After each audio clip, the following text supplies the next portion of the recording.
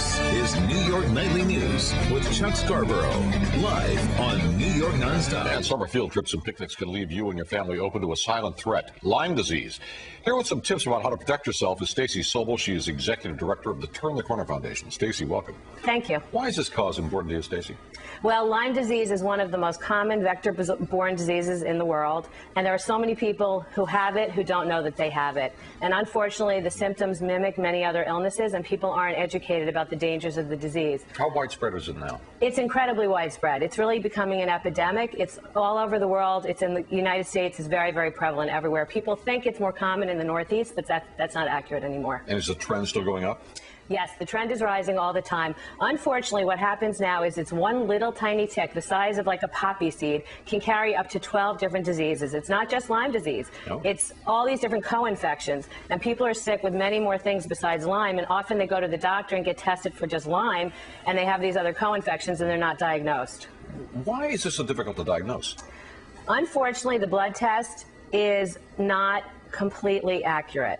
And there are many false negatives. And so many people think that if they get a blood test that's negative, that they don't have Lyme disease, when in fact, really, it needs to be diagnosed in a clinical way. A medical history, a physical exam, and the blood work can be done on top of that. Mm-hmm. So how do you know what doctor to go to try to get a proper diagnosis? It's difficult. People travel from doctor to doctor and are very, very frustrated. Turn the Corner has an active website. We help people with that. If they want to visit www.turnthecorner.org, we will help them. But hopefully there's an increasing number of physicians and medical practitioners of all kinds who have become more knowledgeable about Lyme and tick-borne diseases. When should you suspect you might have it?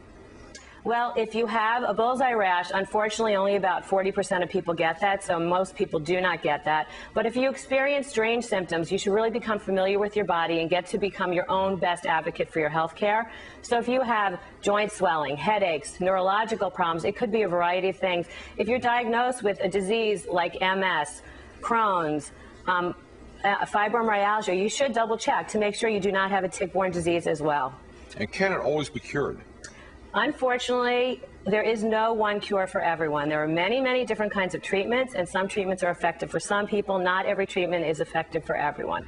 There are ways to reduce your chances of getting it. One is to, of course, wear a repellent outside, be logical, wear shoes in the grass.